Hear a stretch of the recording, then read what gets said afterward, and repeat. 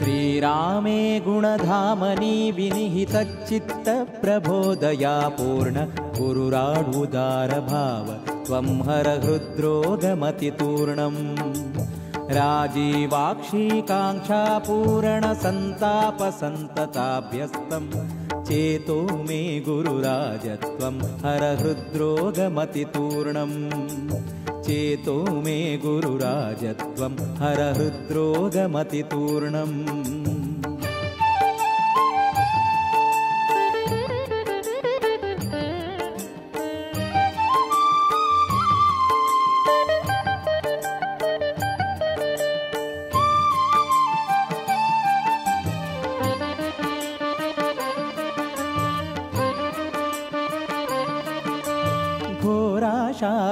घोराशाभिदभूताविष्टं वृषमस्थिरं सदा भ्रमति चेतो मे गुरुराज त्वं हर हृद्रोगमतितूर्णम् वेदपुराणसुमार्गानुज्जित्वा दुष्टनीचमार्गचरं चेतो मे गुरुराज त्वं हर हृद्रोगमतितूर्णम् चेतो मे गुरुराज त्वं हर हृद्रोगमतितूर्णम्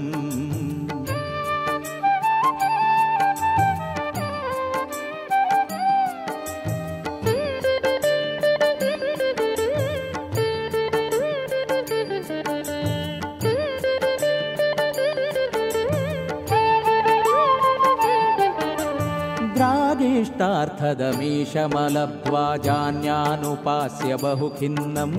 चेतो मे गुरुराज त्वं हर हृद्रोगमतितूर्णम् यत्नात् का पुरुषाधिकसेवा विधिनापि नापकाम्यार्थं चेतो मे गुरुराज त्वं हर हृद्रोगमतितूर्णम् चेतो मे गुरुराज त्वं हर हृद्रोगमतितूर्णम्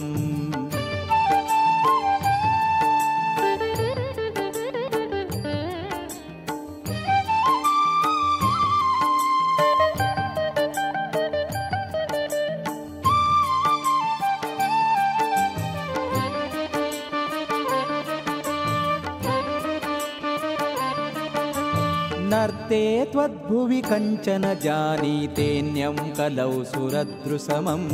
चेतो मे गुरुराज त्वं हर हृद्रोगमतितूर्णम् महिमानं तव भूय श्रुत्वा त्वत्पादपङ्कजं प्रापं चेतो मे गुरुराज त्वं हर हृद्रोगमतितूर्णम् चेतो मे गुरुराज त्वं हर हृद्रोगमतितूर्णम्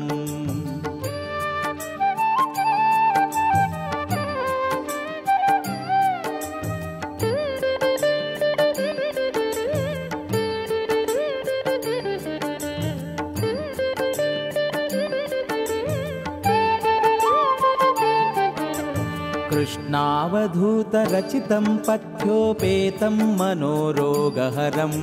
स्तोत्रं ते पठतां त्वं संहर हृद्रोगमतितूर्णम्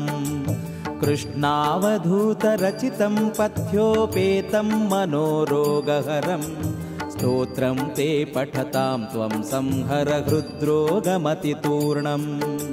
स्तोत्रं ते पठतां त्वं संहर हृद्रोगमतितूर्णम्